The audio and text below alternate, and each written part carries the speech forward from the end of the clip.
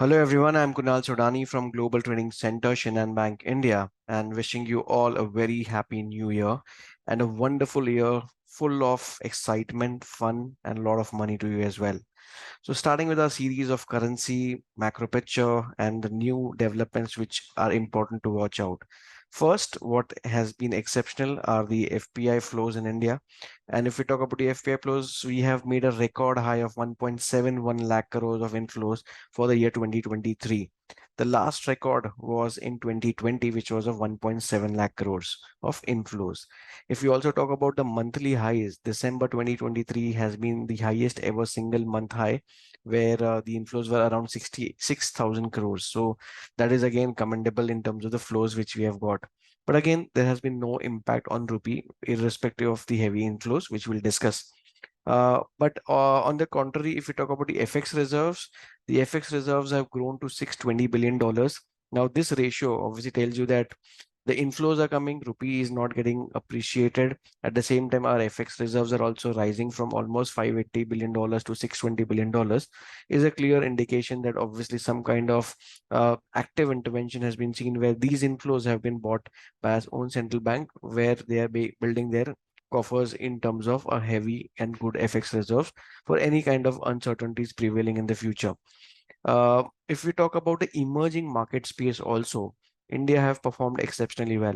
In the emerging market space, the volumes or the inflows, if we talk about, was around $20,400 million, followed by South Korea, who was the second highest. So in emerging market space also, the inflows which we saw was the highest ever.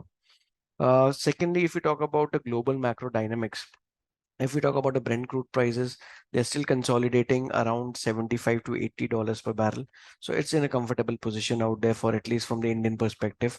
If we talk about the dollar CN, that is Chinese yuan, it's still again in the comfort zone of maybe between 710, 720 broadly, with a mild move towards the left towards 705. So broader in 705, 720, we can say. If we talk about dollar index is finding some support at 100.60.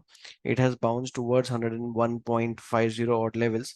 But to find support and resistances, 100.60 remains an important support to watch out. While any kind of reversal or the dollar bullishness coming back only when we see a close or the crossing above 102.40 levels.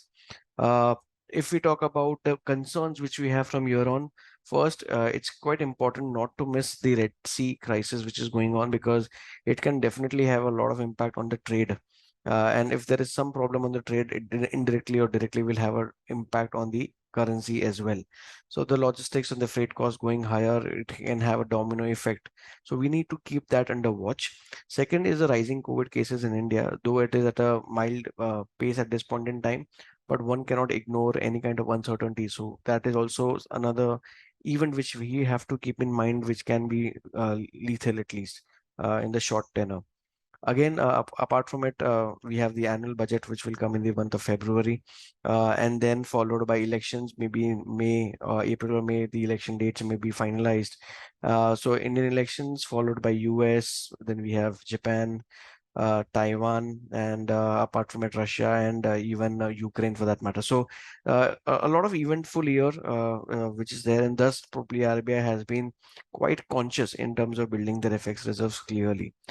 For dollar rupee per se, if we see, we did see levels going below 83 as well. We saw a sharp bounce from there, and there was a lot of oil demand which was seen at those levels as well, below 83. Uh, we expect the rupee level to trade between broadly 80 to 90 and 83 half for some more time.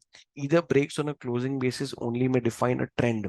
Till that time, I think this consolidation, broader consolidation may continue, while intraday levels or the intraday paces are probably the average for the entire December month has been 11 paisa of a daily move in dollar rupee, may continue for some more time.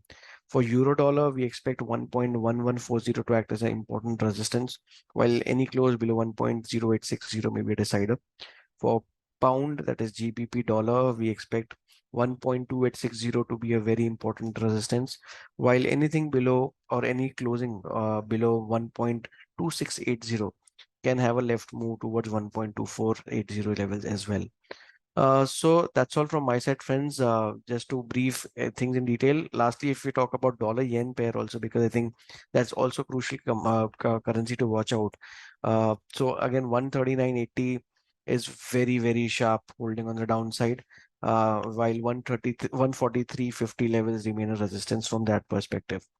So that's all from my side, friends. Thank you so much, and wishing you once again a very happy and very energetic new year. Thank you.